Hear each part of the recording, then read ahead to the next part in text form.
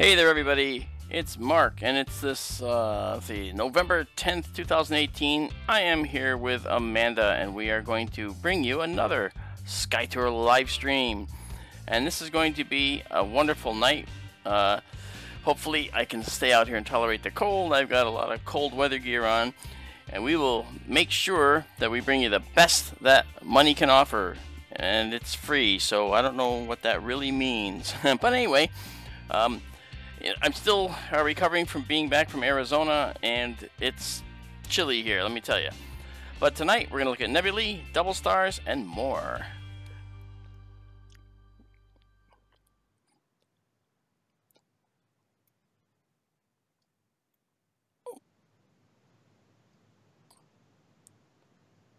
Hey there, Amanda, how are you? Unmuting helps. I am well, thank you. How are you? I am and fine. Hey, Al, to everyone in chat. I am just fine. I'm going to bring us down to this and see how it sounds. So we'll just have to have our wonderful friends in chat make sure that we're right on the money here. And once we know we are, we're going to move forward. As long as you and I are at around the same volume, we have plenty of things we can go check out tonight. What do you say to that? I think it sounds good. I do too. So, we're looking at Albireo. Very good. Here we are. What the heck? The double star at the bottom of the cross, which is in Cygnus the Swan. Indeed, that's right. And Albireo is it's flashing. There we go again. I fixed this. Albireo is a beautiful double star. It's a K-type orange star, and it's a B-type star. And they are very, very close to each other in space, so to speak. They're actually not too far away. I'm going to move those up a little bit. Sorry about the loud noises. Popping out chat. I just posted on my Facebook. All right. That's tonight. Got chat popped out so I can watch your screen in live time so I don't confuse anybody. Awesome. Any more than usual. That's good, because nobody wants to be confused. I don't think so. We're here for clarity. Right. Oh, and speaking of, good timing. Yeah? The stars just became clearer. Well, I zoomed in a little, and we can see. I'm going to actually center those up. This is probably my favorite. What's the other one called? Star. Or are they both together called Albireo? Believe it or not, they are. It's beta 1 and beta 2. It's Albireo. They both make Albireo. Now, what's interesting which one is which? There's a blue and an orange. Which is one and which is two? Well, let's see. If I knew all this, I'd be a botanist. Well, no, I'm just wondering, like, no. Beta 2. Because I'm assuming one was found first, discovered first, or yeah, beta 1 was the orange star, and beta 2 is the blue star. Yeah, and now for those that can't really tell the colors apart, let's play with some settings here to try and bring down the intensity just enough so that when we zoom in again, now you can see the blue star. It's very clear which one's the blue star, and that's the one to the upper left. I'm going to try to focus again. We have our methodology of getting the stars to show the colors this way by defocusing, and you can see that the lower right star is the orange K star and the upper left one is the blue B star. They're very, very cool. They're such a beautiful pairing, and I really find these stars to be just stunners. They really are. So I just wanted to get that focus back, and that's really good. It looks nice. So, I mean, it's going to be an interesting night. You know, it's I'm trying to keep my hands warm. Ronald wants to know how far apart they are. And in what terms? In terms of the actual distance they are apart? Yeah. Okay. Well, these two stars are interesting because they are a true double star. They are separated by 34 arc seconds from each other. That is, that is equivalent of 4,000 4,570 astronomical units. Now, what that means is that if the orange star was where the sun is, then the star that's to the upper left there, the blue star, would be way beyond the 30 astronomical units that Neptune is from our sun.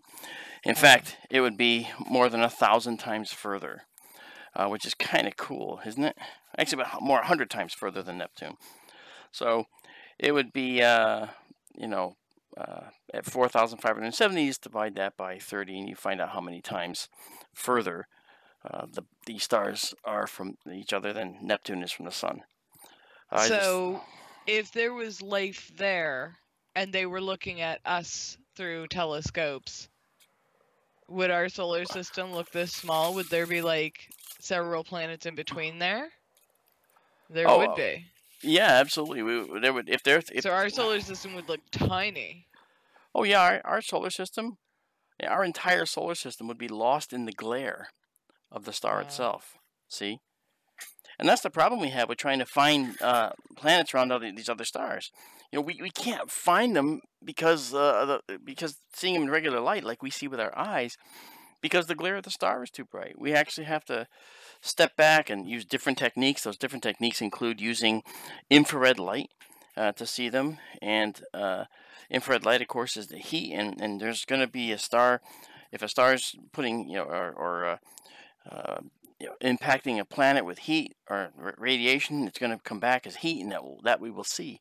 And that's like the typical way that we can see planets. There is a way, beyond that, with transits and other techniques, looking at the Doppler shift of the star's light as the planet passes in front of it, and even if it doesn't, it pulls the star toward itself a little bit, and that shifts the light toward the blue of the star.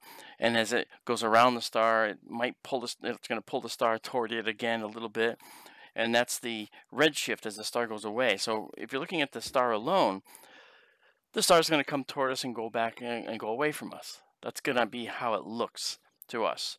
Now, the unseen thing that's tugging on it and making it go back and forth like that the star is again going to be that planet, if there's a planet there. Now, you can imagine that it's going to be tough, quite tough actually, for us to determine if the entire movement we see is due to a planet or more than one planet, because that is going to be a case where planets are very small, but they do have a definitive tug that they cause, and that definitive tug is something that it was going to be really hard to tell, really hard to detect. Now, and if it's multiple planets, they're going to be a series of tugs. Now that's kind of what Albireo looks like, all alone sitting there. And if I were to increase, let's just do this and increase the ASA and drop down the exposure a little bit. Okay, let's actually go. Let's go into a 4K mode for a minute, just to show you. That purple you see on the left, that's called amplifier noise, and it's just the camera. It's a feature of the camera. When the cameras are very powerful, they tend to have a lot of stuff that's magnified, including noise. So you can see there's other stars around it, and these other stars are at varying distances. We're seeing the universe in 3D, don't forget. So we're seeing Albireo as a pair of stars that are orbiting each other, again, 4,500 astronomical units away from each other. And so how long would that take going at the speed of light? 4,500. What do you mean going at the speed of light? From Earth, if we were going there. Oh, well, we didn't even talk about the distance of Albireo. Oh, you mean going the 4,500 astronomical units? Well, it took us. Yeah, you said that's how far away it is? That's how far the stars are from each other. Oh, okay. Sorry. Yeah. No, okay. that's fine. That question's coming up. No, that's fine. If we were to travel there, we want to know. That's right. That's right. And Laura wants to know again what part of the sky this is in. This is in Cygnus the Swan. This is in the Cross. That's right. It's the bottom star in the cross of Cygnus the Swan. You can see it with your eye, but it's It's the second brightest star. Together, they make the second brightest star in Cygnus. Right, the alpha star is the one at the other end of the cross, which is called Deneb. All right, and Albireo is interesting because, as far as its actual distance from us, it's 430 light years away. So, it would take us at the speed of light 430 years. Yes, you got it, to get there. See, so it's actually an interesting locale. I'm just going to shut off the 4K video here and go back to doing a little different look here. I want to do something here. Just a second. I had a cable problem. I'm just routing it another way.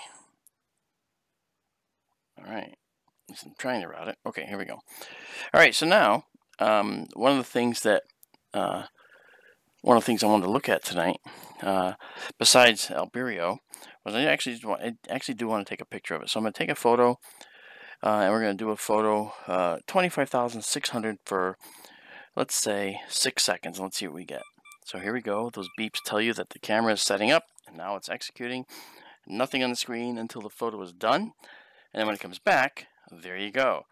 You see Albireo in all its glory, and it looks kind of like one star, see? And that's an interesting thing. If I didn't know about the color difference, I would have thought, yeah. Right?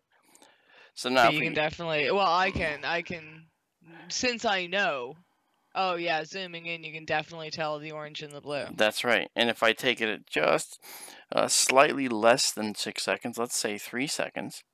Now, what happens if you zoom in more before you take the picture? Does it just get blown out? Well, it's actually a digital zoom, so the zoom can happen at any point along the way. So it's not going to be a big deal. So if I zoom in here now, okay, you can kind of see that there's a blue star to the upper left.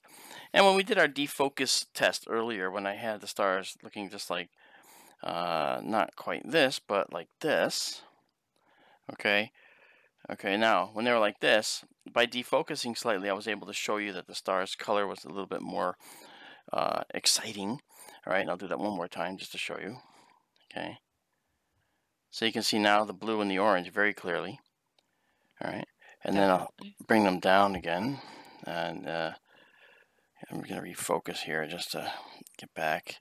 Now, the reason it's drifting is not because the telescope's moving, but because the mirror inside is moving to focus. And when I do that, it causes issues sometimes.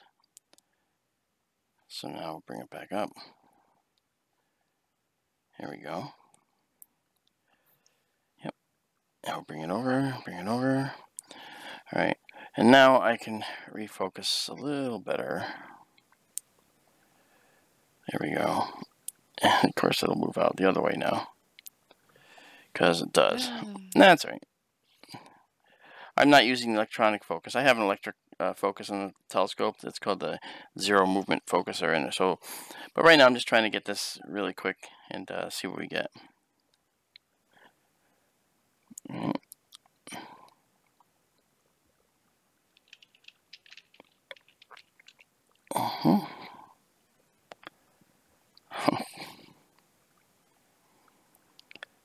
All right, and then a little more.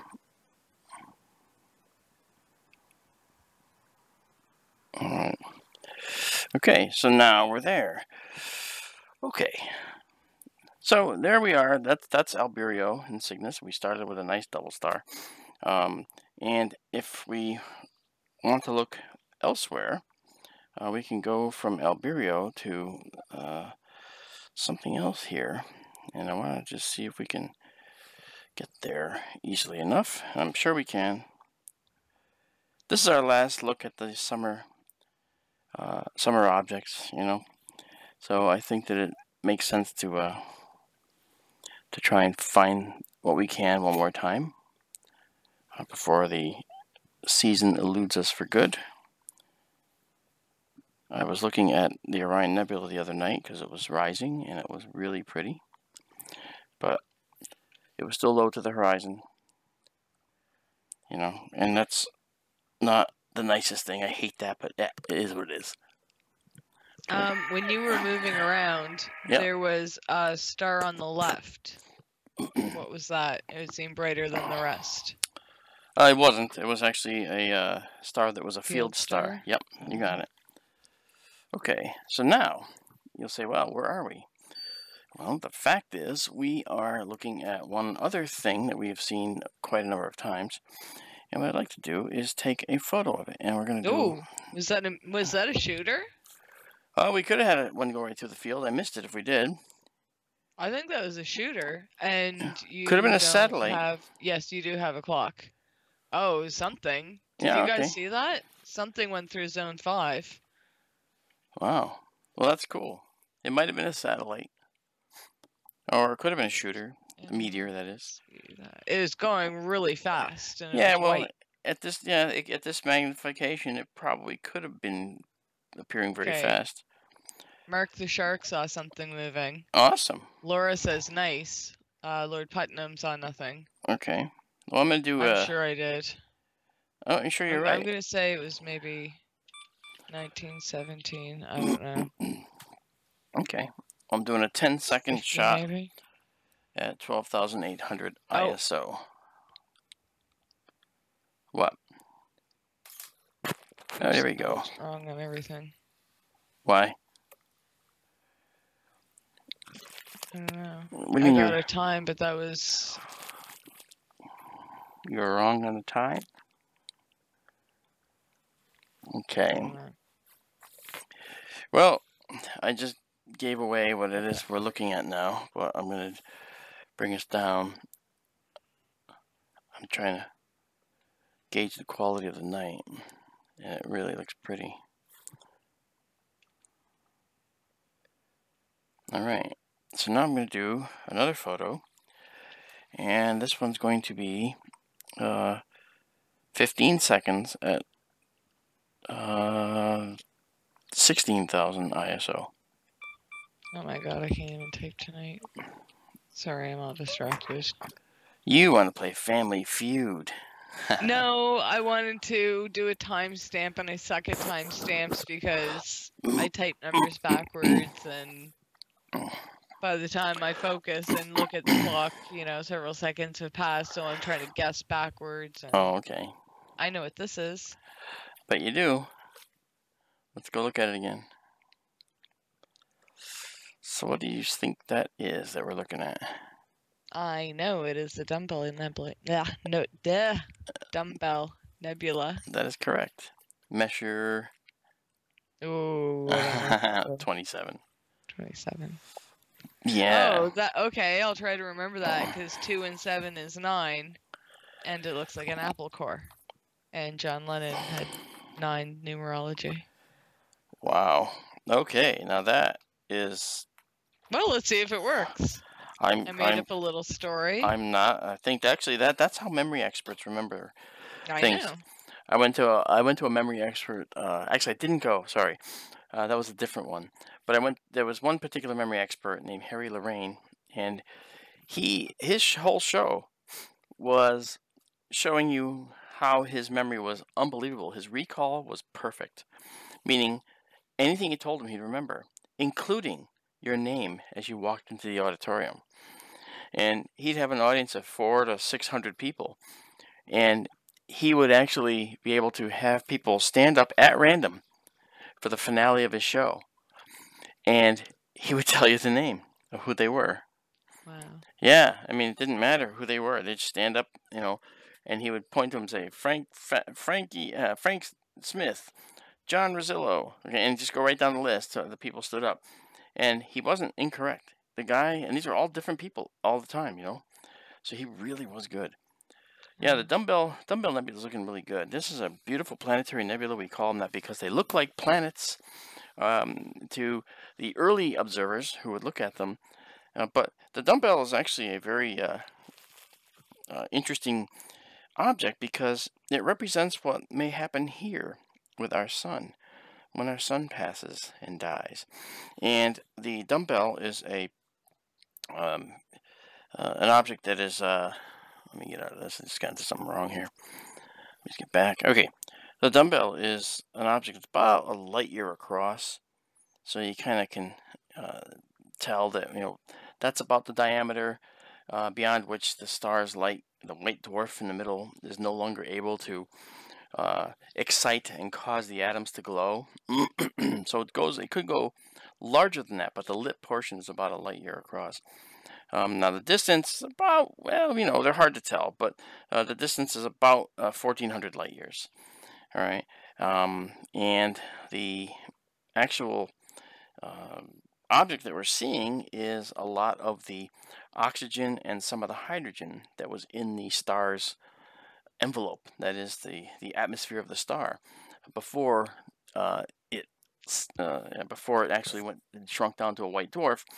The star would expand into a red giant and go through several phases where it would puff part of its outer atmosphere off into the interstellar medium at basically only supersonic speeds, maybe a little more, and that would cause this slow nebula to form. And now, once the material is moving out and away from the star, because the red giants are so big, the outer layers of the star become sort of free. They're not held by the gravity of the white dwarf or the core of the star much anymore. And so they continue to expand outward. It's just incredible. The physics of these things are very cool too, because the shape is something that we've looked at, and we thought one thing, turned out it was something different. So what's that mean? It means when we look at a nebula like the Ring Nebula, okay, which I think we might be able to look at. If we look at the Ring Nebula, we see it looks like this ring. When we look at the Dumbbell Nebula, it looks like an hourglass. But the truth is that it could be that this nebula is something called a bipolar nebula, whereas you can actually see there's more material to the left and right. All right, but we can't really tell how much material.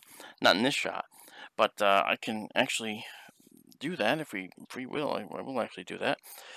I'm going to go to 20 seconds, and I'm going to take us to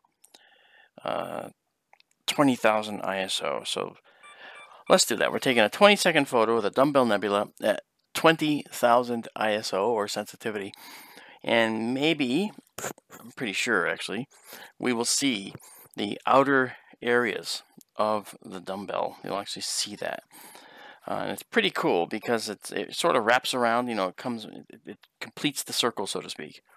But it's fainter. It is much fainter. Okay, and indeed we see it here. So let me take us into it, and we will go look at it. Now it's a little brighter. Okay, but take a look. Okay, you can see now there's outer layers that make this into more of a circular looking nebula, but it has a concentration in the center, see? And that concentration looks like an hourglass, and that is an indicator that a lot of the material in this nebula seem to focus along one axis or another, including the axis that's in this particular photo, up and down. So that's the Dumbbell Nebula. Now in the center, you can actually see a very a star that's it's sort of as bright as the fainter stars on the screen. You're actually looking at a white dwarf. Now that is actually a white dwarf, and that's what they look like. And white dwarfs are very high in ultraviolet radiation. White dwarfs are also very strange stars because their surfaces are made of typically carbon and oxygen degenerate atoms, basically. And it's the pressure of the electrons, which can't be crammed into the atoms any further, that causes the white dwarf to hold itself up. All right, because otherwise the star wants to collapse. But that pressure, which is called electron degeneracy pressure, holds the carbon and oxygen atoms in a position such that they actually can resist the gravitational forces. And so white dwarfs tend to be around the same size, and white dwarfs tend to be made of these atoms pretty much most of the time. It's the end state of stars like our sun. And so when we see this, we know that a white dwarf will be a certain size, a certain mass, okay, which is basically how many grams or kilograms of material are in it, and have a certain density. They're pretty much the same. And because white dwarfs are the same, if there's two of them in a system, maybe two stars that or let's say one star that goes to a white dwarf in a binary star like Albereo's system, okay, if one of those stars becomes a white dwarf and goes through its life and then ends its life, then the material from the bigger star, the star that still has an envelope of hydrogen on the outside, that material could end up flowing across the center of rotation between the two stars and accumulate on the surface of the white dwarf. And that's called accretion. That's accretion, accretion. And this accretion can cause a number of things to happen. It can cause the white dwarf to gain more mass than it can handle. And the mass it can handle is typically 1.44 solar masses. And that was discovered by a very, very smart man by the name of Subrahmanyam Chandrasekhar. And Chandrasekhar's limit of 1.44 solar masses is very important. If the white dwarf begins to accumulate more mass than 1.44 solar masses total on its surface, counting its own mass, well, then it wants to collapse further. And what happens is, at that point, a couple things happen. The carbon and oxygen atoms, which are now under great pressure anyway, can literally go into runaway fusion and become some other heavier element by fusing into more elements beyond carbon and oxygen. And when they do that, that will do what's called disrupt the star. And basically that's a type 1a supernova. Now, the other star nearby may or may not be affected, okay, but typically that star that was sucking that material off would actually end up being destroyed. Now, in some cases, the star is not destroyed, and that it leaves behind something we talked about on our Halloween show. And Amanda probably remembers these stars. I want to ask you right now, on the spot, do you remember? Are they vampire stars? Yes, they are. That's what I was thinking. Yeah, vampire stars continue to suck the life energy from the parent star, and even when they're supposed to go supernova, they don't. And that's the interesting thing. Or if they do, they remain behind and still don't get disrupted. Typically, it's two white dwarfs in a system where this may happen, but I'll tell you. Mark the Shark wants to know what the spin rate of this particular white dwarf is, if you know. I don't know the spin rate of this white dwarf, usually because it's not a pulsar. Pulsars are what are left behind when a more massive star begins to collapse. It literally goes right past that electron degeneracy pressure area of stability where a white dwarf can hold itself up because it's more mass, and it'll continue to shrink, and it could go to a neutron star, all right? But typically those more massive stars could also go supernova and leave behind a neutron star or a pulsar. And perhaps because of the differential explosion during the supernova, it'll cause that core to spin very, very fast. And if it does that, well, then you see that pulsar can spin at a tremendous rate. And the record is over 700 times per second for a star the size of basically Manhattan Island to rotate. I mean, that is incredible, and that's how fast these rotators can go. And because they're so massive and because they're so dense, they don't fly apart. You would think they would fly apart. I would think they would fly apart. So anyway, that's interesting, and I really I find that to just continue to fascinate me. It fascinates me no end. So let's see now. Let us go to another place that I had mentioned. Do you have some place you'd like to visit? We can stick to your path. I'm sure I'll have questions about whatever we land on. Okay, well, we're going to go right now. We're moving. And let's see here. You won't see it. Are we going to the Ring Nebula? Oh, you are smart. You remember. Yeah. I'm going to go to the ring. Let's just check out the ring. And I want you to take a look at the comparative comparative size of the ring versus the dumbbell. You saw how big it is in the screen. And let's check out the ring. All right. So, this will give you an idea that not all planetary nebula are the same. The ring nebula, which you don't see yet. Oh, are we going to see it? Yeah, it's really close to the house, but let's just take a look and see if we can see it. Let me go into 4K mode here just a minute and just make sure that it's visible. I think it's down below a little bit. Let's take a look. I see something defocused. Oh, there it is. Yeah, that's actually not a defocus. That's actually the ring nebula. It's the ring. Yeah, see? Okay, there it is. Now, remember how big the dumbbell was compared to this? This is a lot smaller, yet they are about the same distance. Well, zoom in first.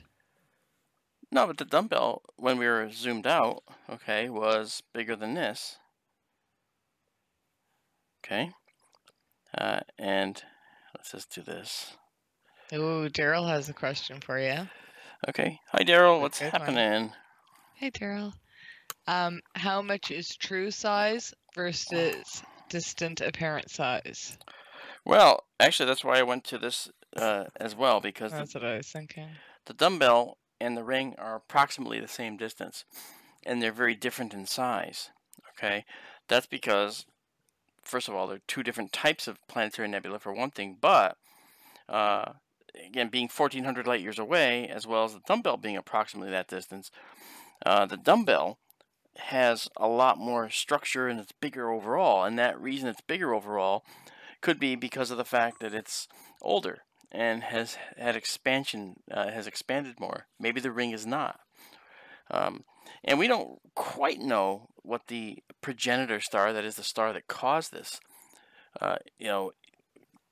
could actually be, what kind of stellar type it was. But we do know that it was a, in the same position at some point that the star that created the dumbbell was, because of the fact that the star finally did go to a planetary nebula, all right, which is the same fate that awaits the star like our sun.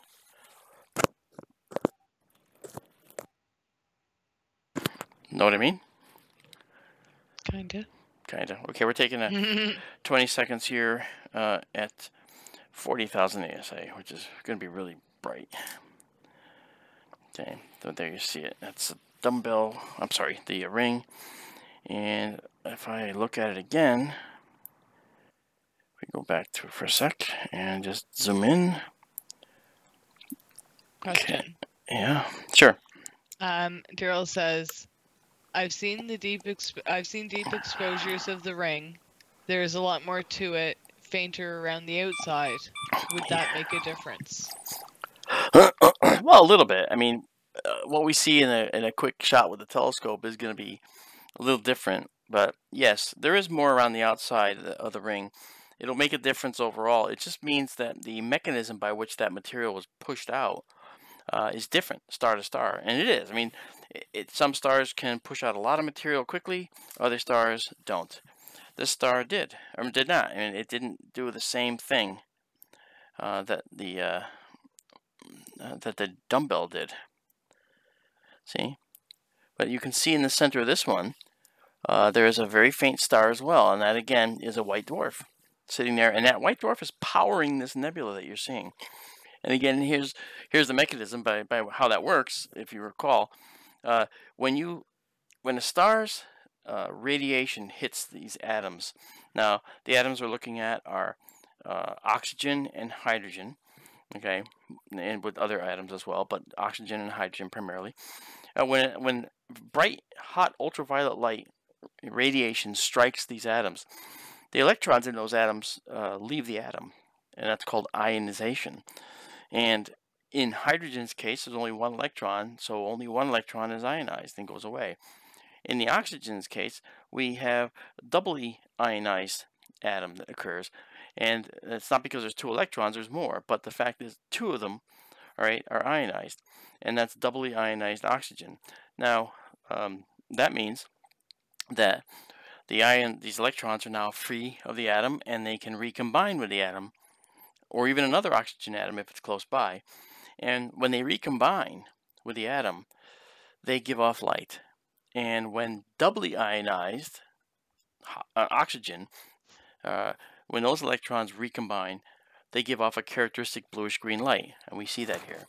When hydrogen electrons recombine, they give off the characteristic red light that we know and love as hydrogen alpha. Okay, and that's the source for all those red nebulae that we see, and it's really fascinating to see these nebulae.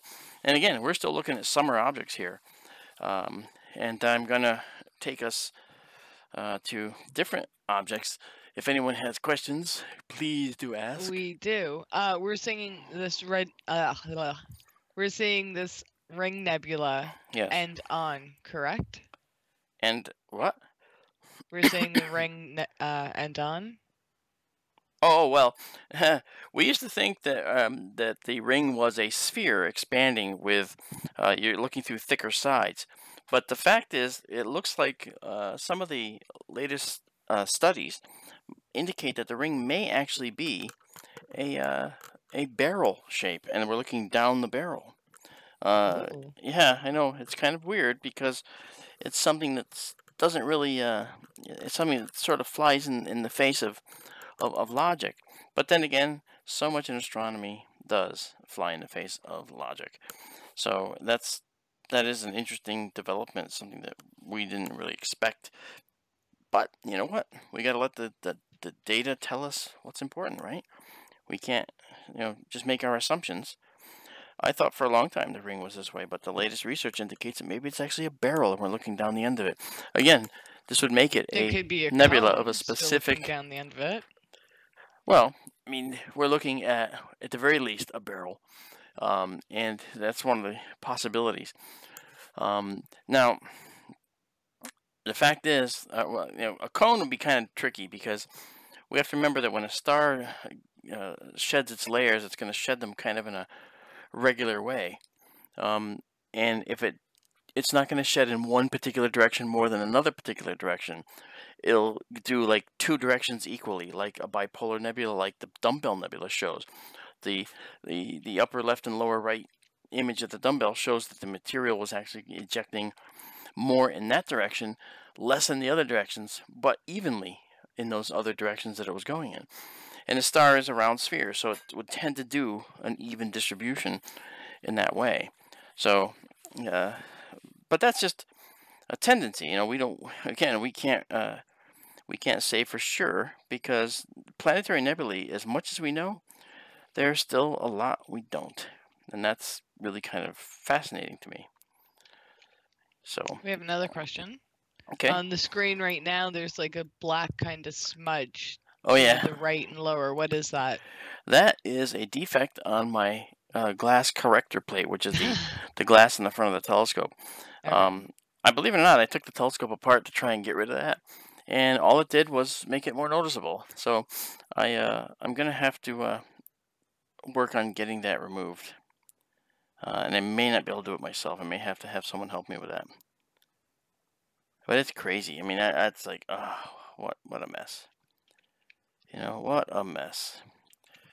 Another question. Sure. Is the ring around the sun? Sorry. Is ring the around light? The sun. Ring around the sun. I can't talk. I can't type. Oh my gosh. I know. Okay. Is the light around the star hot? Would the light actually hurt us? Well, yes. Let me explain why. Okay. First of all, when you say is the light around the star hot, well, understand that stars radiate.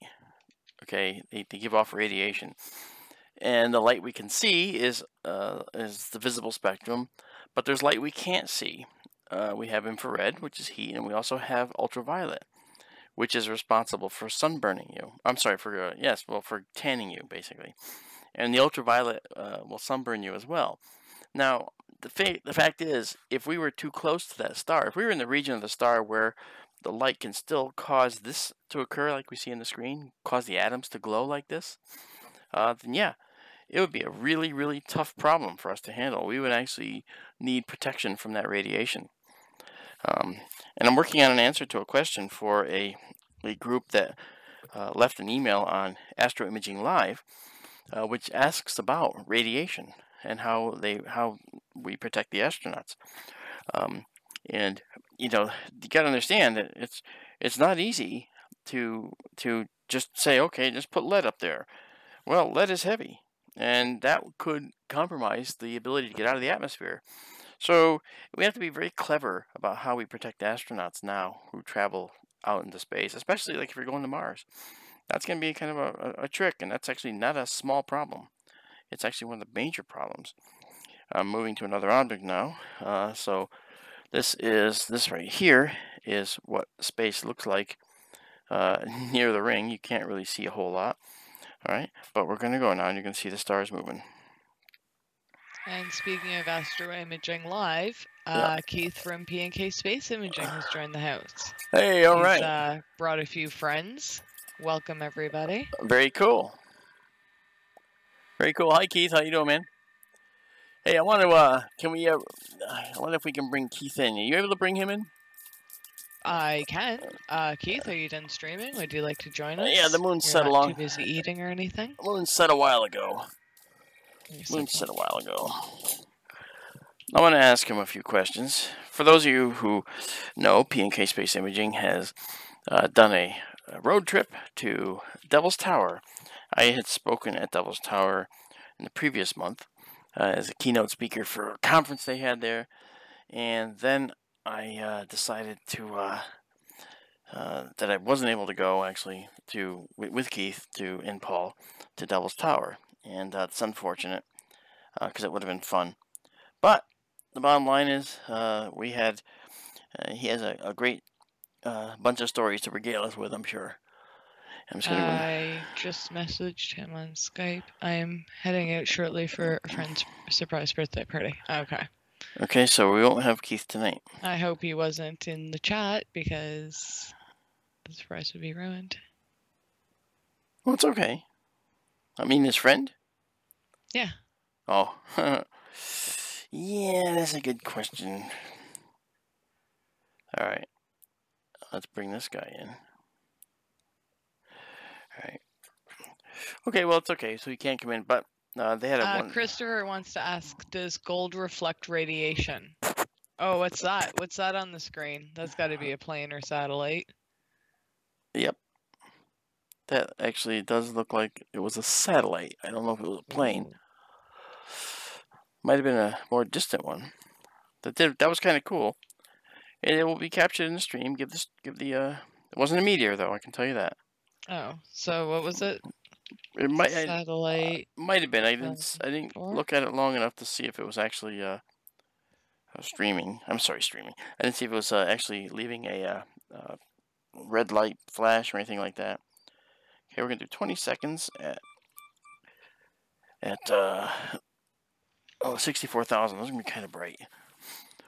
But 12 feet tall in chat says that was them flying by. Them who? 12 feet tall. That's someone's username. Okay. And what did he say? Tall. And what did he say? That image we just saw in Zone 4, that was him flying by. Or her. I don't know. Oh. Wow, he has network internet connection that far. Ooh, good, yeah. All right. I'll do this again. 20 seconds at 16,000. It's hard to see the little screen here. But yeah, this is something that you've all seen before, but I like to use it to gauge the quality of the night. We're going to see it here in just a bit. And here we come. Oh yeah.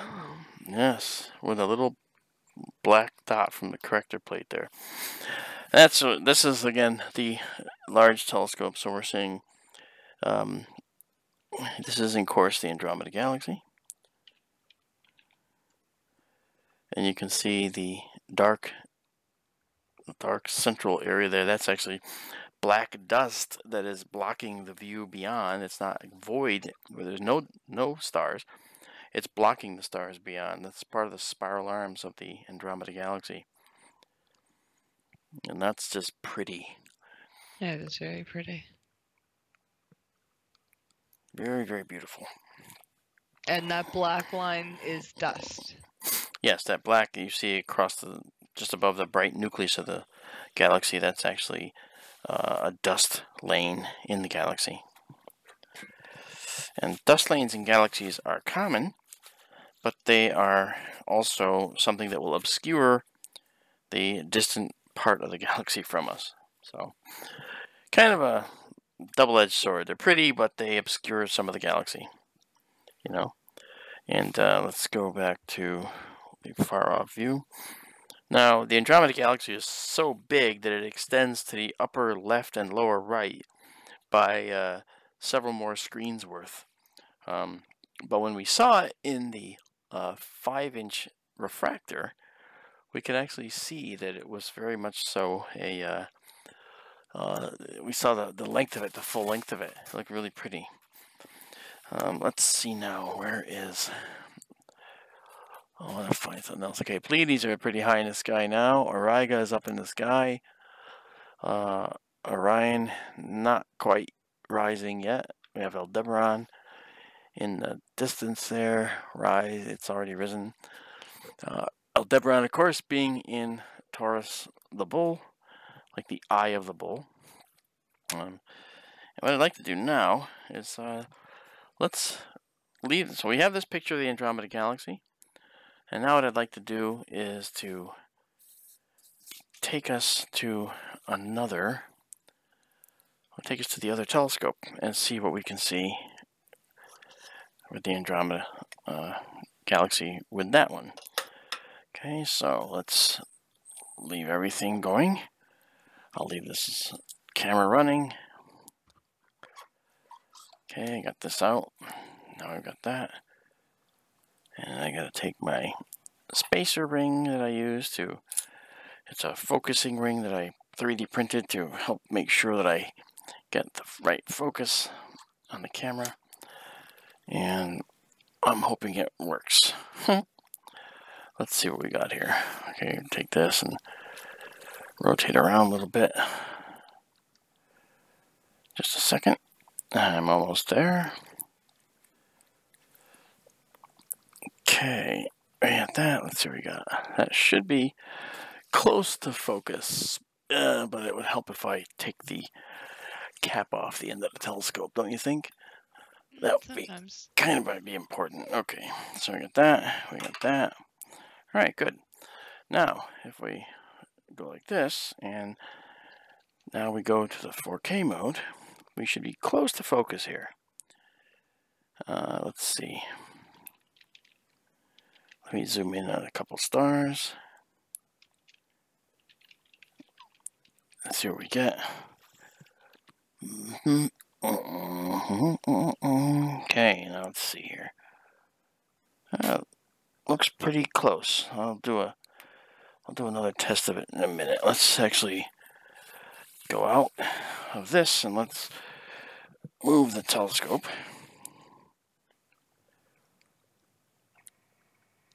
Okay. Alright, so let's try this. Now this is going to be we'll do let's see, get off 4K. Now let's say we're going to do 20 seconds at 12,800. You ready? I'm ready. So am I. Here we go. So now we're taking a 20-second photo at, of course, at the dome a little bit in the way, so that photo is going to be blown, but it'll be interesting to see the effects. Okay, let's see. I don't know if I'm getting a hint in chat or... Yeah, too bright. Oh, never mind. What's that? It's still Andromeda, isn't it? Yeah. Yeah. Yeah, we're still still looking at Andromeda. Okay, I'm going to take this down to 8,000 and drop it back to 15 seconds. And let's go. Alright, here we go. Now we're with the 5-inch wide angle refractor here, so you can see what we're going to see here.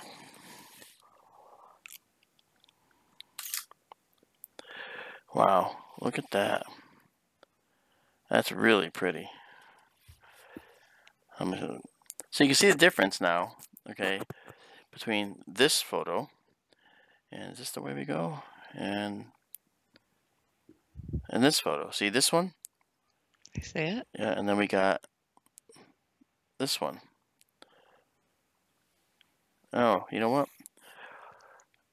That splotch looks like it's in the same spot, doesn't it? Is that the same spot? I'll tell you why I'm asking. Yeah, it is. Okay, that's on my camera sensor. Yeah. I'm going to have to clean the camera sensor, which is unfortunate because that's going to be a difficult thing. Okay, but this is cool. This is beautiful. Now, the other thing is, again, one of the things that I can do is I can stop stepping on the cord, and I can come over here and go into my image processing really fast here and take us to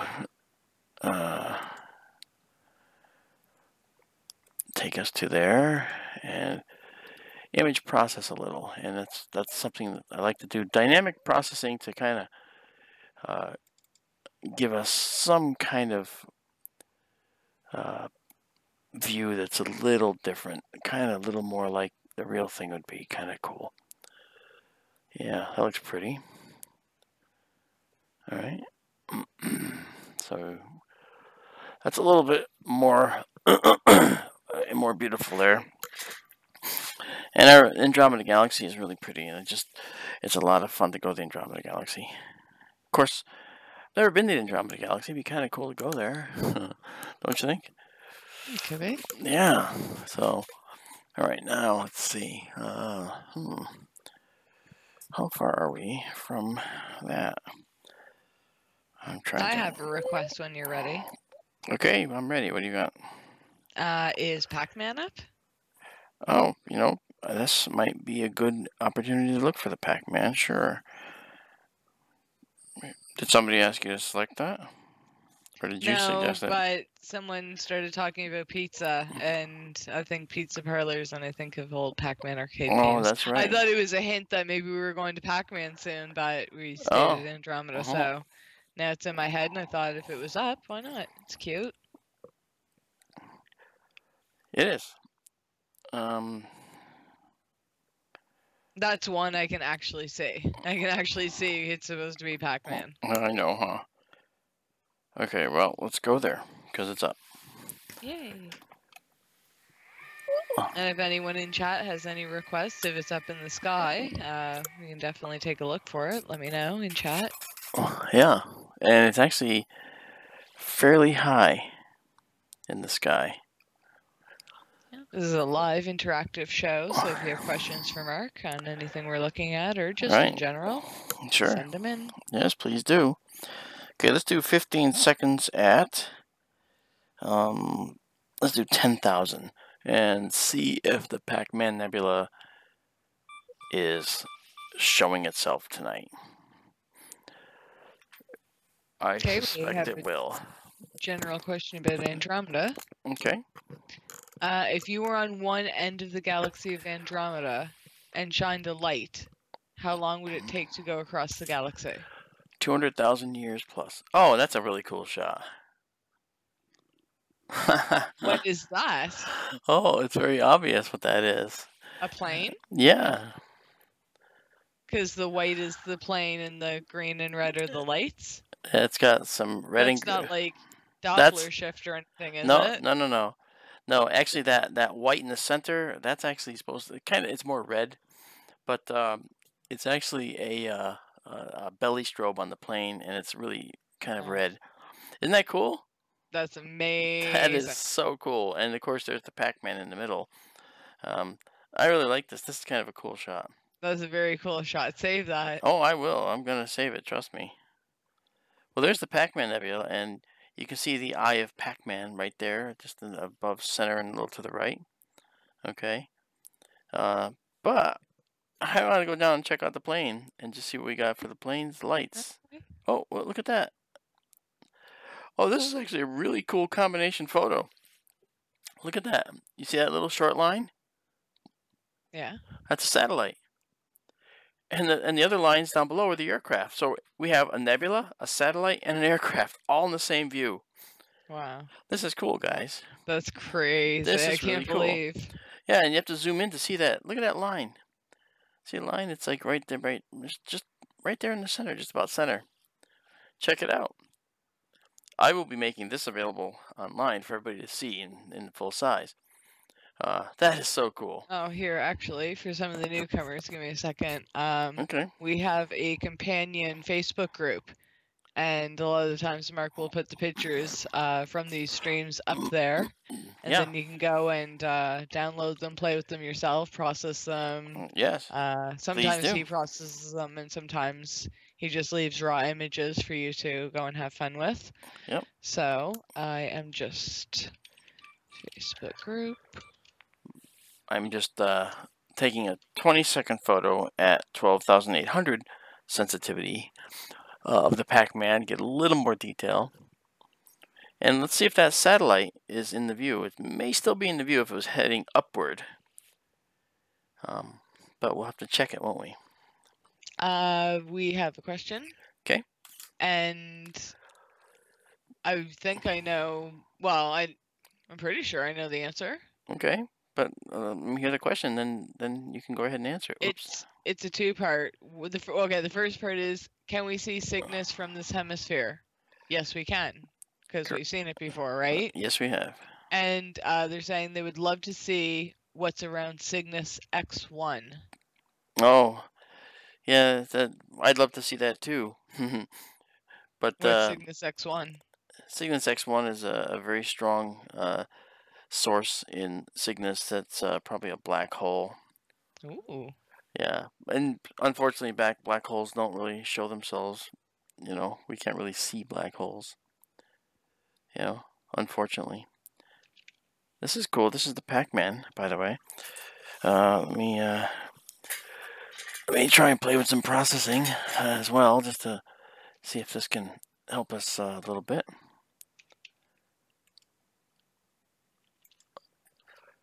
Alright, so we go to the processing, and let's try and bring something out here.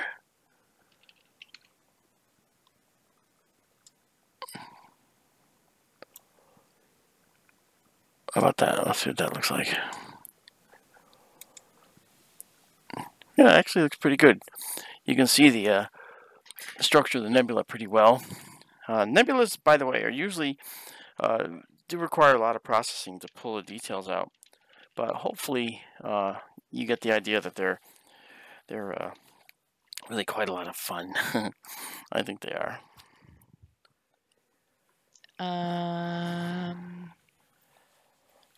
I'm going to do a longer exposure. This channel 77 wants to know, are these exposures digital? Yep, they sure are. Or are these long exposure digital? Yeah. Yep, they are. And I'm going to go now do a 30-second shot. Can you explain the method? Yeah. Okay, 30 seconds at 16,000 sensitivity ISO. So when we look at the sky, we see it with our eye. Our eye is a continuous camera. But the data, once it hits your eye, is gone. It's processed, you see it, you react to it, and now you're seeing new data. There's no time exposures with your eye. What's a time exposure? Well, when you open the shutter of the camera, it continues to let light fall on the sensor. And that light falling on the sensor is accumulating. And that accumulation of light is what makes a deep sky photograph, a time exposure photograph, like this one. And so when we look at objects like this, okay, we see, for instance, let me bring it up. We see, for instance, that we have a cloud of stars and gas right in the middle of our screen. If you look at that with a telescope, with a big telescope, you might see it like you see here on the screen with your eye by looking through the telescope. But more data exists in that image than we see with our eye. Okay, there's more cloud intricacy, there's more dark nebula, there's more stuff. And to see it, we take longer exposures. Longer exposures give us a far better view of an object, and sometimes long exposures can be hours long, you know. And these exposures that I do, we're only doing 30-second exposures at the most. To show you all the things that SkyTour LiveStream has shown you in the last year, we've only ever done 30-second exposures at the most, never longer than that. I have the ability to do remote exposures, but longer exposures, but I'm not, and it's because I'm sticking with the concept that I'm going to bring you deep sky astronomy in a few seconds, not the many minutes that it would typically take. And that's what this is all about. So, when we look at these exposures, when we look at these exposures, we're seeing that we've accumulated light. And look at all the stars, by the way. Now, the reason we see so many stars here is because we're looking in Cassiopeia. And Cassiopeia, is in the Milky Way. However, it's actually looking kind of away from the Milky Way a little bit.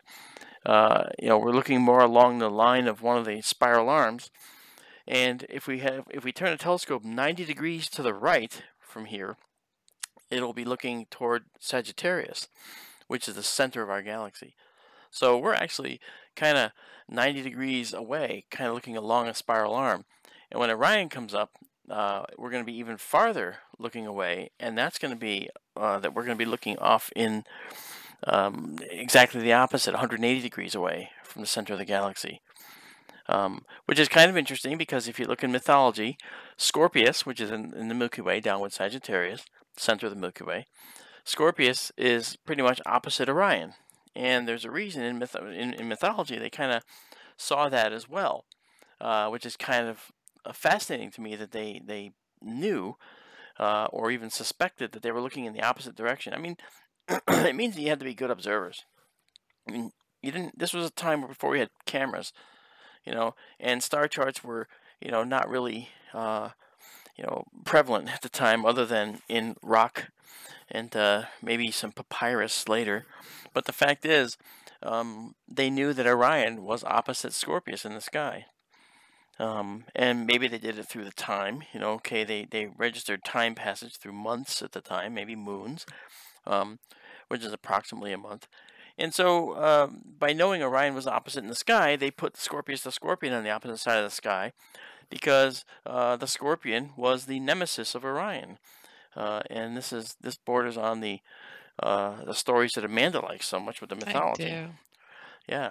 Well, tell everybody then about Scorpius and Orion, because I think it's a fascinating story. Tell them what you know, anyway. Well, yeah. Well, I don't want to get it wrong, but I thought that Orion was the hunter. He is.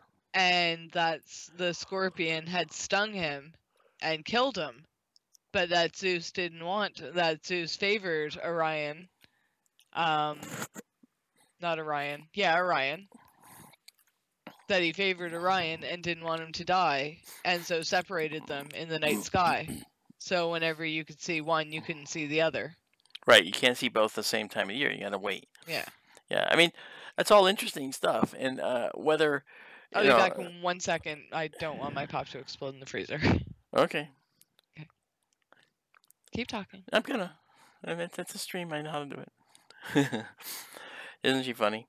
So, yeah, I actually don't know if Orion was stung by Scorpius, but if there's someone out there in the chat that knows, let us know, and Amanda can read that after. As an astronomer, I'm okay saying that I've not really paid attention to mythology and mythological stories. I can tell you all about planetary nebulae. I can tell you about electron degeneracy pressure, neutron degeneracy pressure, and black holes, along with all the objects we're seeing in the sky, like this nebula and what it means. But when it comes to the mythology, well, I'm just not up on that. I can't do everything, We did do a show on it, and I did a show precisely because I wanted to become a little more fluent with that because it seemed to be a popular topic. But in the end, I didn't. I didn't stick with that. I let that go. But What did you let go? well, I let go of the fact that I didn't want to do the mythology stuff. Oh. And you like the mythology. I do. Yeah. Well, it helps me remember, Sure, and there's I a get lot it. to take in. So I anyway, get it. I get it. I understand. I think I don't have a I'm not problem sure with if it. Daryl was here or not. I'm gonna try to remember Oh, that the Dumbbell Nebula is Messier 27. okay, very good, because it is. It is Well, indeed. yeah, that's. Yeah.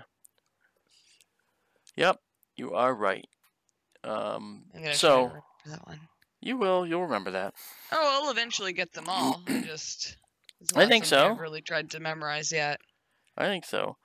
This is the I would think some of region. them would have been rubbing off on me by now. Well, I mean, I'm very happy that some of the technical parts of astronomy have rubbed off on you. Yeah. I'm very pleased. Very pleased. All right, so let's see what time we got here. We got 8:08. Okay. My hands are the things that are getting cold now tonight, not my feet, because I've got 2 layers of socks on. I have thermal pants on. I have 4 layers, and then my hands, of course, have to be exposed fairly often. I have gloves on, in which I'm making a fist with my hands in the gloves. But it's something that is unfortunate because it makes me feel like that's the weak link, It's the weak link. It is what it is. So let's go look at something else now. Okay, where are we? Can you put your gloved hands in your pockets when you're explaining things? I do. Oh. I do. When I make a fist, I pull my fingers out of the gloves and I make a fist inside, and that does extend my time dramatically. Okay, what do we got here? Let's try this guy. Okay, we're gonna go to Auriga, which is pretty high in the sky at the moment. And we're going to look at an object that's right kind of near the Pleiades. So you'll see the sky streaming by at high speed. I kind of like that. It's fun. Alright. Look at that. We are at a location in the constellation of Auriga. I think it's kind of fun to see the stars streaming by, so that's why I kind of leave that on. Hope you don't mind. No problem. Yeah. Okay. Now let's do a let's get off of the, let's do 25,600 for 15 seconds just to see if we can see this. It may not be visible yet because it's a little bit in the murk.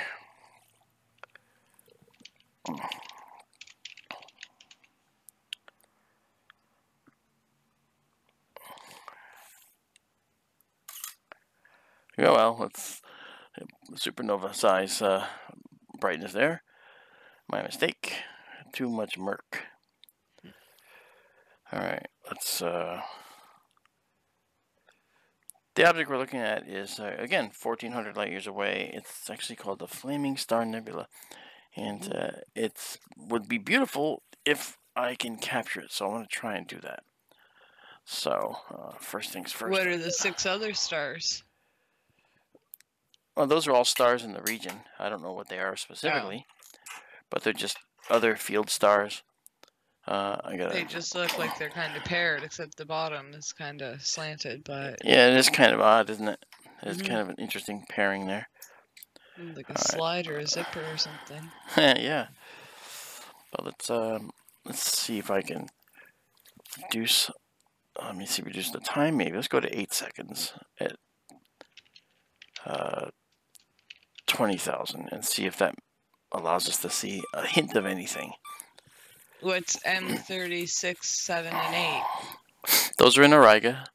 Okay. Those are clusters. I'm heading there. Okay. Alright, let's see. I don't see it directly yet, but it's right there. So let's see what we got. Okay. Yeah, it's still in the murk, so I can't really tell. It's probably there. I'm going to do a process on it later and see if I can see it, and it may very well be there.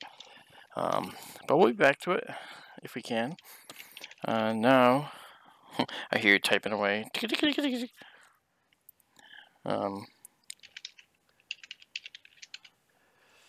Yeah, Amanda's typing away. Can't miss it. Yeah, no, like I said earlier, Keith brought over a few people from his stream, and Cool. some were just mentioning that they had never experienced such a troll-free chat before, and I said, we're pretty good here. We've had a lot of luck with, I mean, since you started, maybe 3, maybe 5 max? Oh, trolls? Yeah. Yeah. I mean, it's been a really safe, well-respected. I mean, when you're getting shots like this, would you rather be a jerk and miss out, or just sit there quietly and enjoy these tremendous views? Because you don't get views like this on many other streams, Yeah. Well, I encourage people, to, definitely participate and pipe up if they want to see stuff, and they do. They typically do, You may hear really great community here. You may hear the coyotes, by the way. Uh-oh. Yeah, no, we've been having coyotes, and well, now I'm hearing music. The coyotes have learned to play music. Okay. Let's see this guy. Alright, this is a cluster in Auriga that we're going to.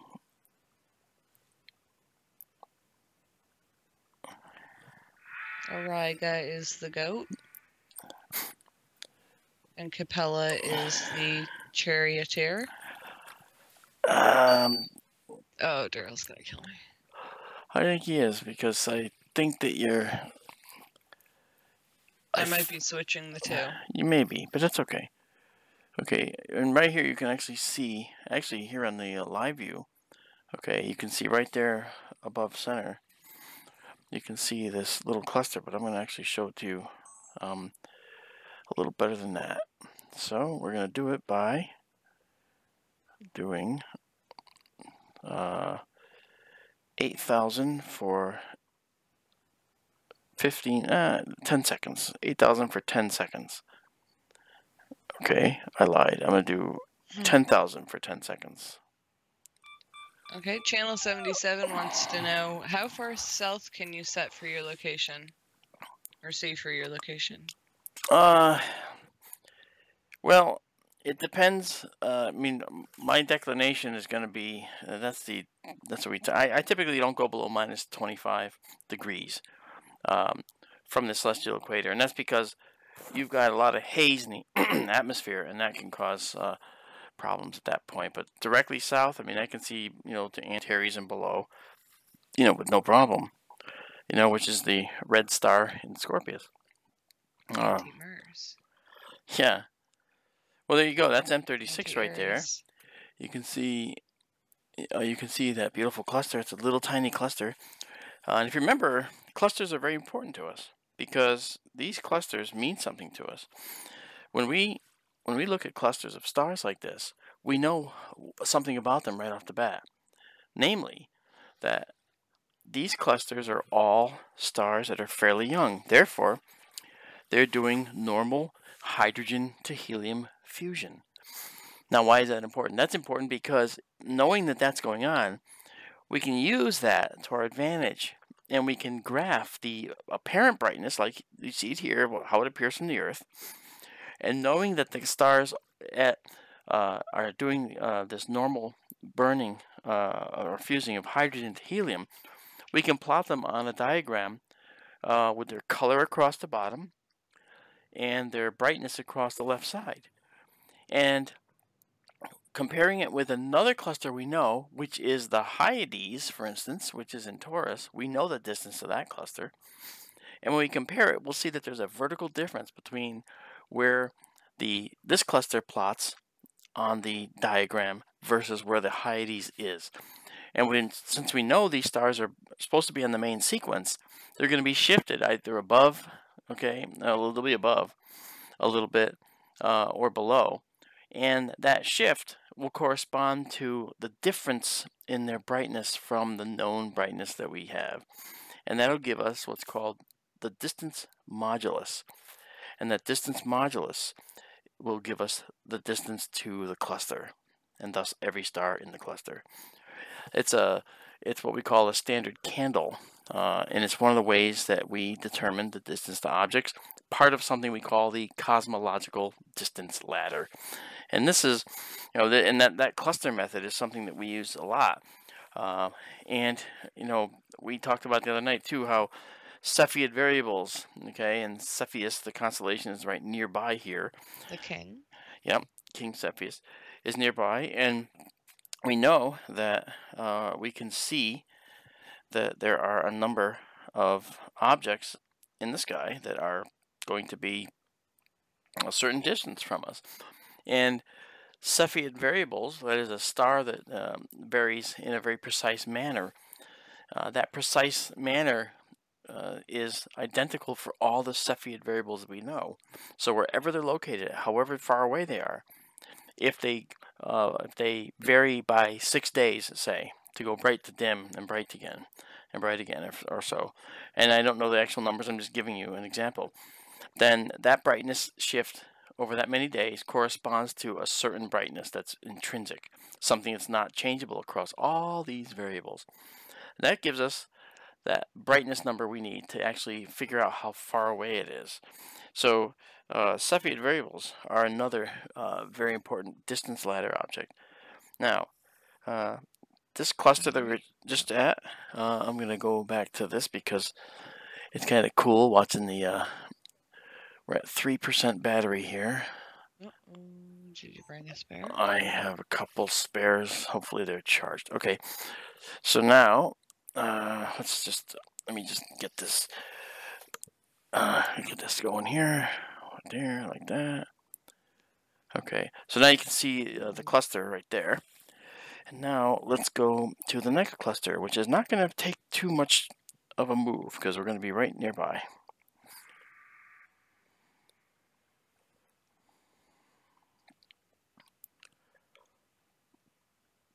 Okay, so now, right there, this cluster that we're at now is the cluster that is called the starfish cluster. And what is a starfish cluster? Well, it's a cluster that's also known as Messier 38. And let's take a photo, shall we? We're going to get out of this 4K mode. And we're going to go and take a picture. Starfish cluster you'll recognize as sort of a starfish in just a minute. Because we're going to do... oh, battery's dying. Let's see if we can get a shot off. 10 seconds at 32,000. If the battery doesn't die, then I got to put another one in.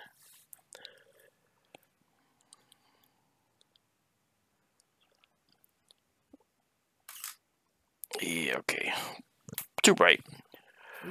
Yeah, sorry. I'm going to just turn the camera off for a minute. Change the battery. The cold weather just kills these batteries like really fast.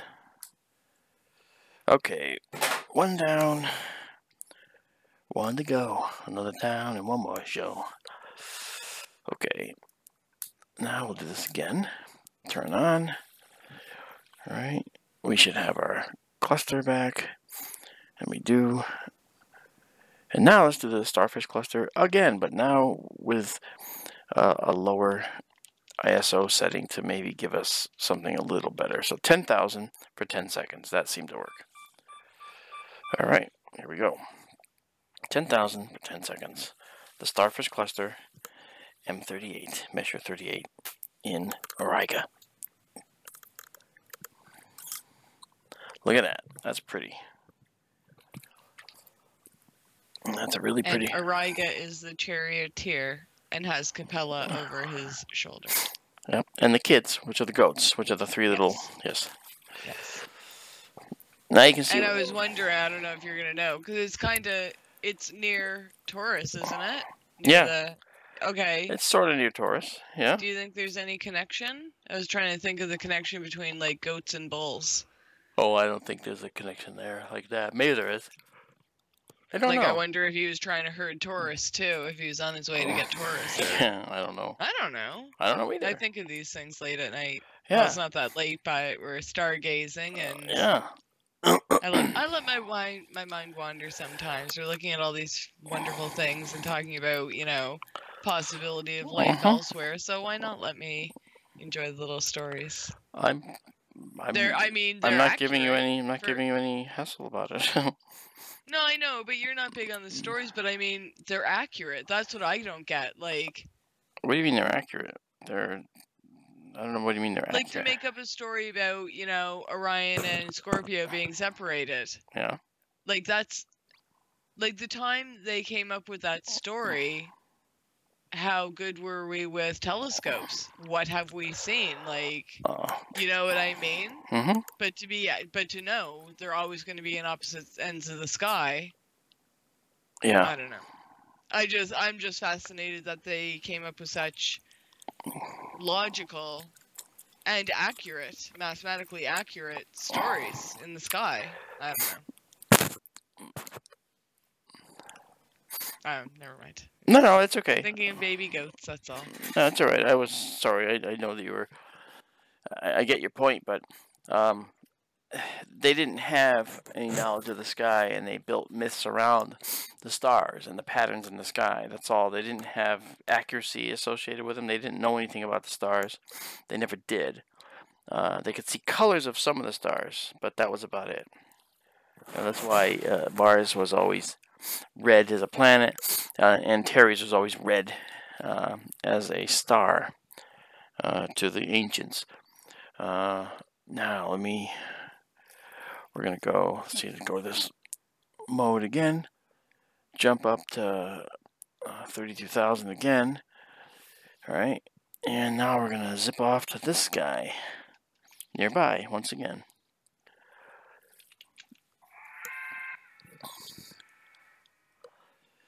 All right, and this is an Auriga again, and this is Messier 37 that we're heading to now. And Messier 37 is another cluster. And as far as a cluster, the object is also known as NGC 2099. A boring name. I know, right? So we're going to shut off this. We're going to take down we can go back to 10,000 actually. Actually go 12,800 for this one. 10 seconds at 12,800. It might be a little more bright, but we're going to see. We're going to see the cluster, I hope. There it is. Wow. Okay, I'm going to take it down to 8,000 for 10 seconds. And let's do it again. You saw it there. I saw it. And we're going to make it again.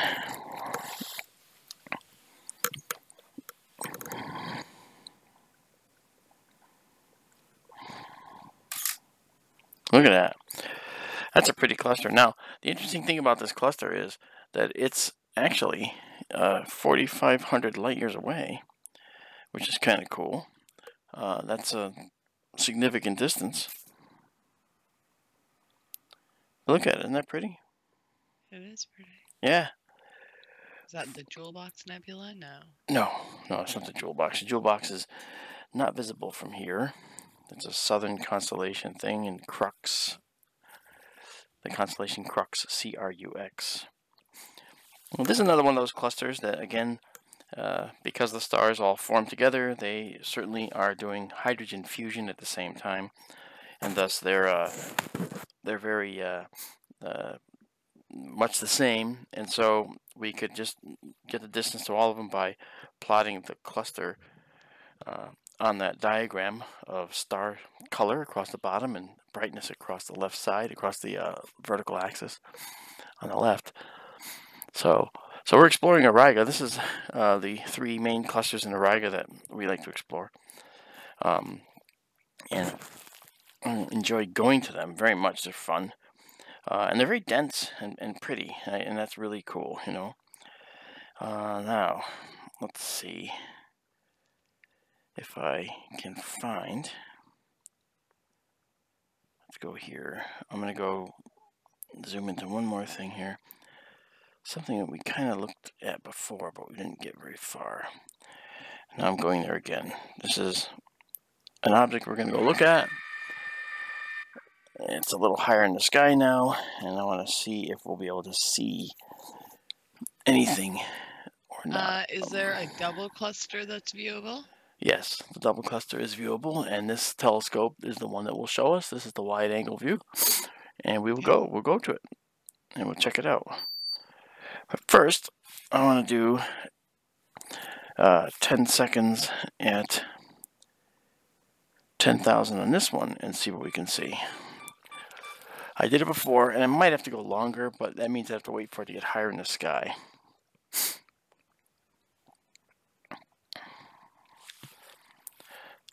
So are you all enjoying this so far tonight? I'm enjoying it. I'm hoping other people are. All right. Well, every time we go to something new, we get beautiful comments and lovely and amazing and. Well, sure, it's wonderful. I love the night sky. I can't get enough of it sometimes, you know. Amal says yes. Cypher says yes. House Awesome. Solomon gives a thumbs up. Awesome. Yeah, if you guys can just go ahead and give a thumbs up to the stream, that'd be very nice as well. And share it with a friend. Post it on your Facebook or your Twitter. Yeah.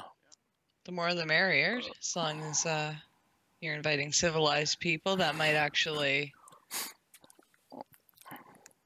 appreciate what we're doing, what we're looking at. If anyone has questions, if you know someone that's an amateur astronomer, send them over. Sure. Amateurs are obviously welcome. People with no knowledge are welcome. Or just someone that wants to sit back and look at really cool stuff all night. Oh, yeah. Absolutely. Absolutely. One of our loyal listeners would like to hear more mythology stories from Amanda. And who is that? That's my good friend John.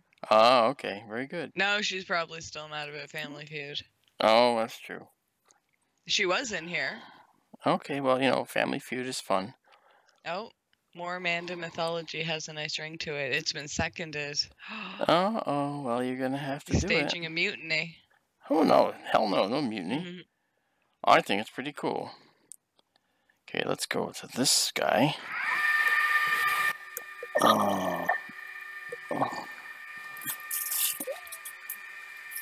Like I said, it's a brilliant name to remember names and locations, so. Yeah. And locations is a big thing now, too, because if I know where Cassiopeia is, I know where several things around her are. Yeah. So. That's right. You do. Mm-hmm. I'm going to try and take a photo here. I'm going to go up to 15 seconds at 10,000. It might be bright, but I want to just see if I can see the thing I'm looking for at all. It's still a little bit murky, but it might work.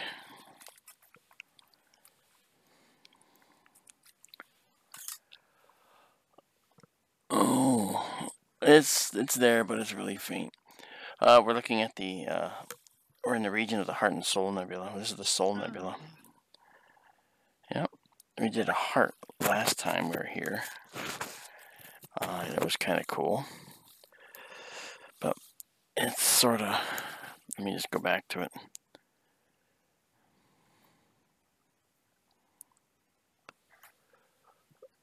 Oh, yeah. See, you can see it there. It's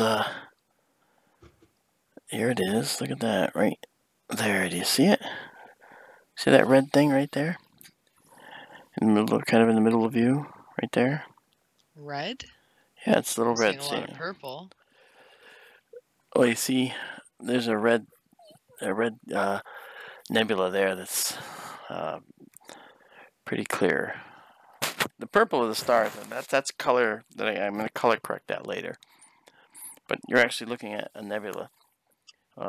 These are called diffuse nebula, and it's a wonderful nebula. It's a great deal of fun to poke in.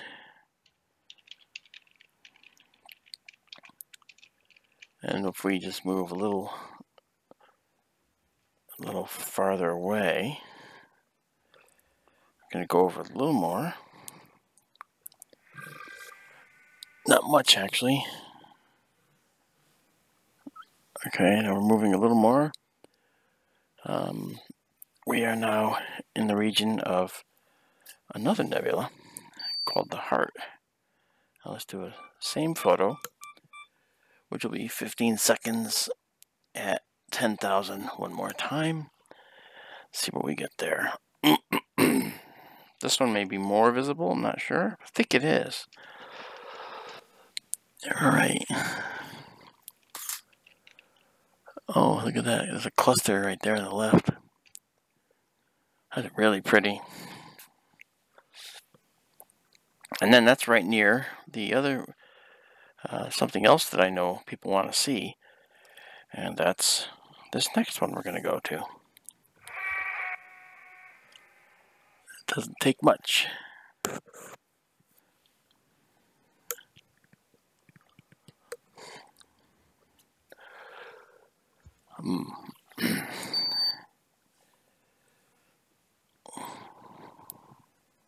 And how long until the Horsehead Nebula rises? That's Orion. That's going to be a little while. I'm not sure I'm going to be able to stay out that long. Actually, I'm sure I won't, actually. Okay, now, this is the double cluster that we're looking at. Oh, shoot. It's going to be too bright. Okay, I warn you, there's going to be a bright one because I forgot to bring the ISO sensitivity down.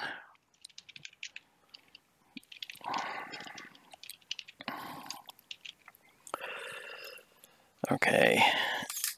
Yeah. My mistake. Okay, now. Now we're going to do there.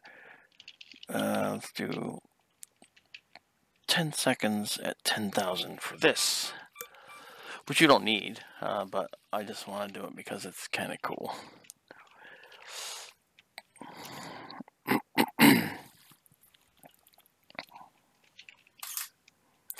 Wowee. Now that's a pretty cluster of stars. That's very beautiful.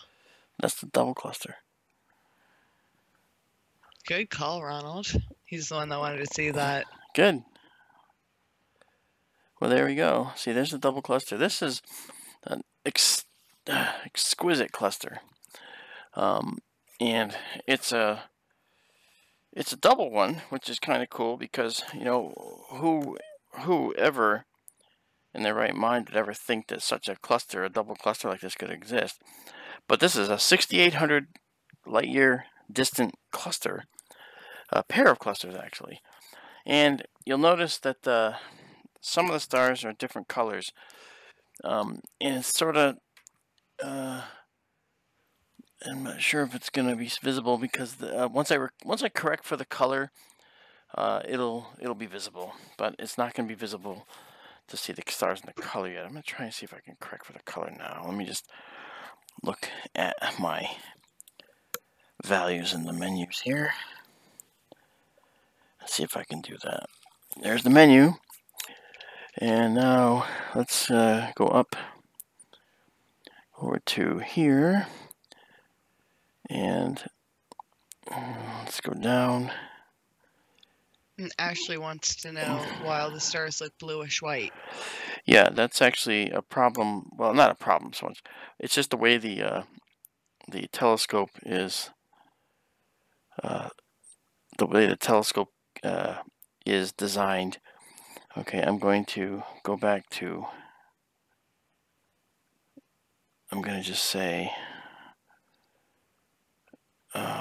neutral. So neutral.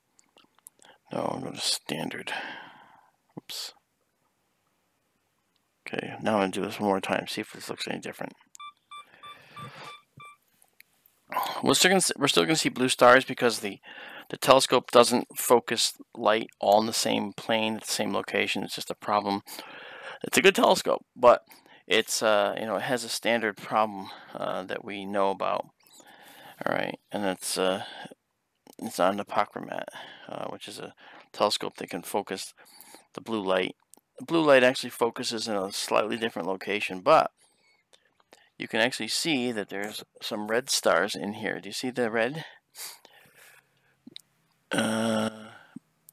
Kind of tricky to see, but when I color correct, you'll see it. But man, look at that. That's the double cluster. And this is actually in Perseus. There's a red star right dead center between the two of them. I think I see it. Yep, it's right dead center. And the double cluster is probably the first one that people go to when they get a telescope. They go right to this because they can, and it's beautiful, you know. Is that NGC 884? Yes, it is. That's one of them. Jeff Lucas Astrophotography wants to know. Yeah. Do you know him? Yeah, I know. That is 884. Well, one of them is 884. There's actually two designations here. Okay, and it's it's H and K Persi. It's 869 and 884. Okay. So 869 is the one on the left, and 884, I believe, is the one on the right. Okay, so those are just beautiful. I mean, it's stare at these all night long, you know.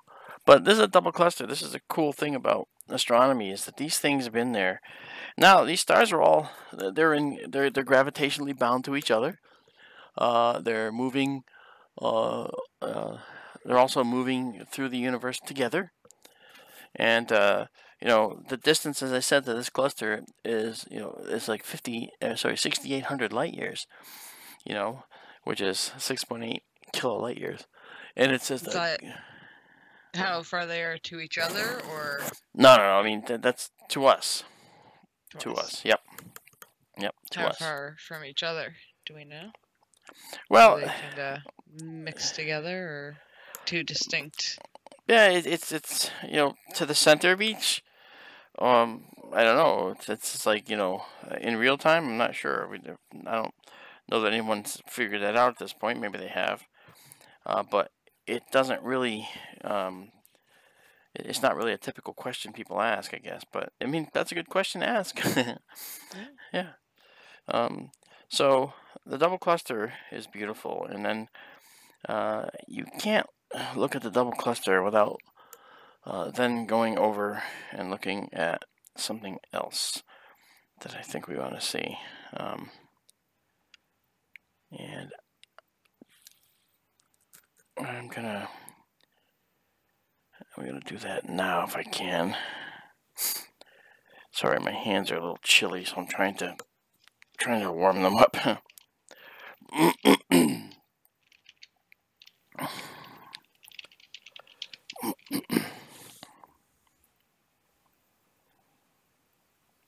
Okay.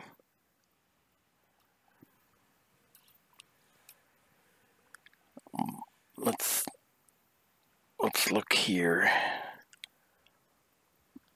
Oh,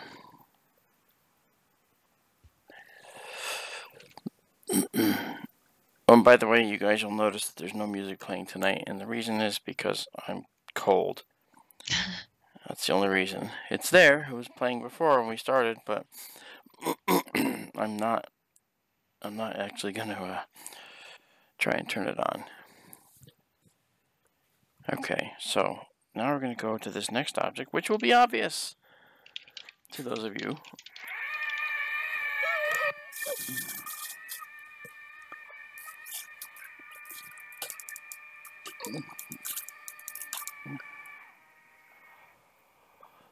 Oh, yes, look at that.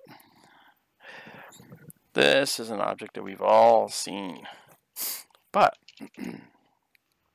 with this particular telescope, we can actually see it in a little bit of a different light, so to speak.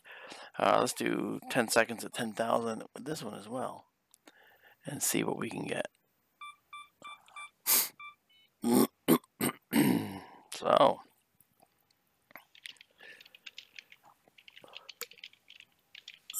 I'm enjoying the night, even though I'm starting to get cold. Oh, look at that. Oh yeah, see, it's a really, really good night for this. Wow. So I'm gonna drop us down a little and go over a little.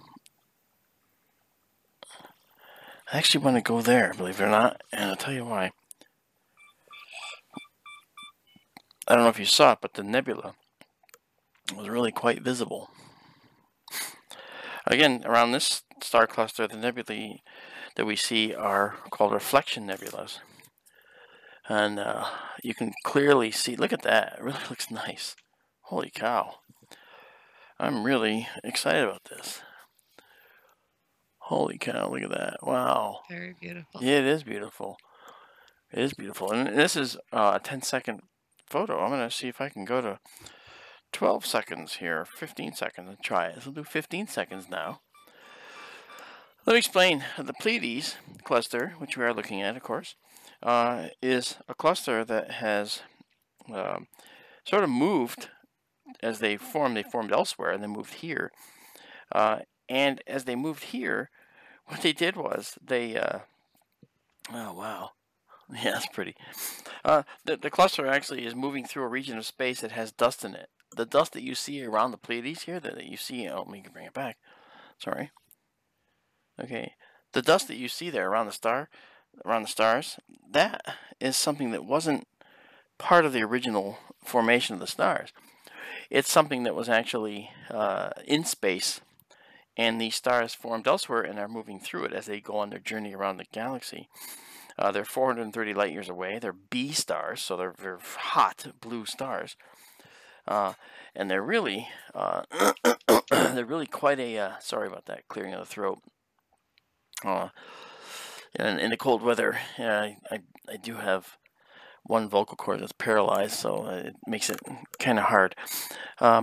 In the B star world, they're really hot and spewing an awful lot of ultraviolet light, and that ultraviolet light is something that would sterilize any planets that might have possibly formed around these stars. But let me tell you, it's really one of those things where, when we look at these Pleiades like this, we're seeing stellar evolution underway. All these stars may end in supernovae, and I guess in a few billion years, this region of space might be really a bright patch of nebula. So who knows? It could be just a phenomenal sight, and we're not going to see it. We don't get to see it. Somebody else gets to see it. Now, let's go to 20 seconds here and dare to go up to 12,800. Might be bright, so we're going up 2 stops right now, so it's going to be a little brighter, but I want to see if we can catch that nebula.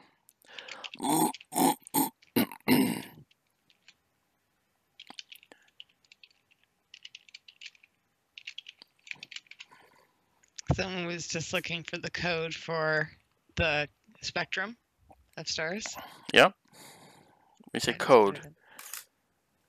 The numeric device. Not numeric device. Mnemonic? Mnemonic, yes. Which is your... Maybe a fine guy kiss me? Yeah, okay, gotcha. The little mnemonic, yeah. Mm-hmm. Alright, now let me see. Oh, man. I gotta do something about this cold. Let me tell you, I gotta figure something out, guys, because this is... Yeah, I don't know what it is. I think it's called Move My Butt Out of Here. Because I think that's probably the only thing I'm going to be able to do. Let's see if I can show this cluster a little better. Maybe Oh, look at that. You can see the nebula. Pretty nice now. Now, here's the thing. All the primary 4 stars you see face on right now to us, if you notice the bottom star, the one that's kind of lowest in the view, you'll notice that that has a fairly sharply defined nebula just to its left. All right, that is a beautiful edge of this reflection nebula. Okay, and if you look up to the star directly above it, you're going to see another fairly hazy nebula surrounding that. That's not clouds, that's nebula. And it's really, really something. I'll make this available. I will definitely make this available to all of you so you can see it and enjoy it. Do you have any, when did we start, Amanda? Do you know? We started at 8 your time? 8 my time? No. Couldn't be. 7 your time. 7 your time. We were supposed to start at 6, and by the time everything got set up and we had that one little hiccup beforehand. Yes, okay. It was 7 your time. Okay. All right. And it's almost 9. It's 10 to 9 now. All right. So we're approaching 2 hours. And are your fingers approaching numbness? Oh yeah, no, they are, and my toes are too. And I have 2 pairs of wool socks on as well. I know, but for your toesies, oh no. Wait, who says toesies? Toesies. Toesies? What's that supposed to mean? Toesies. Mitten has toesies. Yeah, it's a kitty cat. Okay. Yeah. Okay. Kitty cats have toesies. Yeah. Okay. Well, no, but that much protection and you're still feeling the cold? Yeah, I sure am. You gotta be sensitive with toesies then. If it was rough and rugged and no big deal, then that's fine, but... Yeah. Come on. Aren't you having fun? You get giddy when you see some of these things. Trust me, I'm out here because I love it. Mm-hmm. Okay, I'm certainly not saying... frostbite. I've basically gone past frostbite in the past, yes. Okay, we're going to do one other thing now. We're going to go to another object. And to do that, I need to... Oh, okay, first of all... Not fall over. What happened? No, I had a little... Drawers. My back was suddenly just went into spasm here. Just a minute. Okay, hold on. I just got to go... click on this. You can do it. Come on. Okay, it's going to get a little bright. Or look a little different, I should say. So there we go. Okay. Alright, now we're going to go to one more object. Okay, hold on. Ouch. Wow, that was crazy. Did I tell you when I was out in Arizona, I did that, I told you this, I think I told all of you guys this, I did a ride-along with the police in Gilbert, Arizona, and I had fun because before the ride-along, it was like 5 in the morning when I got to the police station, and I went to, with Marianne, who was the officer I was riding with, and she introduced me to a lot of the police officers, and one of the guys was a really nice guy by the name of James Brewer, and yeah, dead center. You can see it even now. Oh, finish your story for people that don't know. Okay. I was gonna say, this trip, I don't remember you going on a ride along. Oh yes, I do. Yeah. I didn't know you were on a ride along, but I remember who you met. So see, folks, she told me to finish the story and then proceeded to sidetrack me. You know, that's the way she is. That's what I do. That's what she does. Amanda the derailer sometimes, but that's okay. She doesn't actually. She doesn't actually derail me. It's kind of fun. Okay. Anyway, James Brewer is a really interesting guy. He's actually. I'm 5'10", and James Brewer was towering over me. He's like 6'7" or so, maybe a little taller. He is, he joined the Gilbert Police Force and is a former New York Giant. So it was kind of cool to see James Brewer there, and I was like, wow, can't believe it. Okay, this is 20 seconds at 20,000 for an object that's pretty much at the vertical. So I hope that you like it. I think you will, and it will it will basically be a beautiful object when it shows up.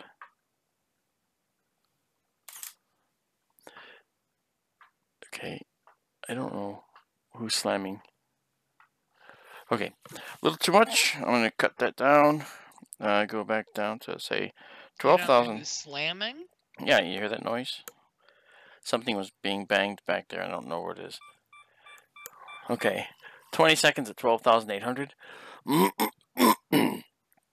And I'm on the default for the image processing right now, and I can bring it back in a bit. But right now, let's just get an image, and then we'll pull something out. Okay, let's leave this. And now let's see if we can adjust this after I bring it back. Are we looking at a nebula or a galaxy? This is a galaxy. Is it a spiral galaxy? Yes, it is. It's actually a spiral galaxy that's like ours. Similar to ours. It's not exactly ours, but it's kind of like ours. No one helped me with that either. And now, as I drop this down, you can actually see a little image processing. You actually see it there. Isn't that pretty? That's a spiral galaxy known as M33 in Triangulum. And I was going to end with the Pleiades, but I really wanted to end with this. Because this is a really pretty spiral galaxy. And we can zoom in a little, and you see the spiral arms. This galaxy, the spiral galaxies they have different designations. You know, there's S0, okay, there's SA, SB, SC, with in ever decreasing windiness of the arm. So tightly wound spirals are SAs. Spirals that are a cross between elliptical galaxies and the beginning of spiral galaxies are S0s. And SB and SC, SB, the spiral arms are fairly tightly wound, like the Andromeda Galaxy. SCs are loosely wound. And it turns out that that's how our galaxy is. But our galaxy has, if you look at the nucleus of this galaxy, you can see it's kind of round. The nucleus of our galaxy is actually kind of extended. It has a little length to it, like an oblong, and they call that a bar. So we actually are a barred spiral galaxy, which is pretty interesting. You know, so I know that we're definitely looking at a galaxy that's kind of close to ours, and I think that for the most part, it's probably about the same size as ours too.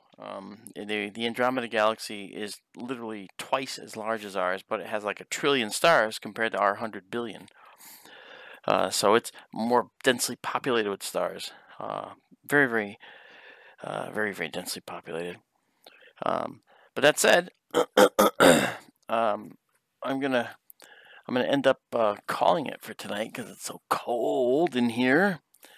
And I'm working on getting heated clothing, by the way, which would include gloves, feet, legs, chest. Feet? Yeah, that's important. Get heating for the feet. You started with gloves. Yeah, gloves, and then not hands. Well, yeah. I can't heat my hands. I can heat my gloves. I put my hands in. So you're heating your socks or your shoes.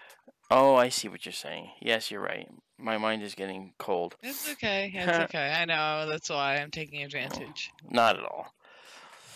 But it was a beautiful night. Lots it was of great images.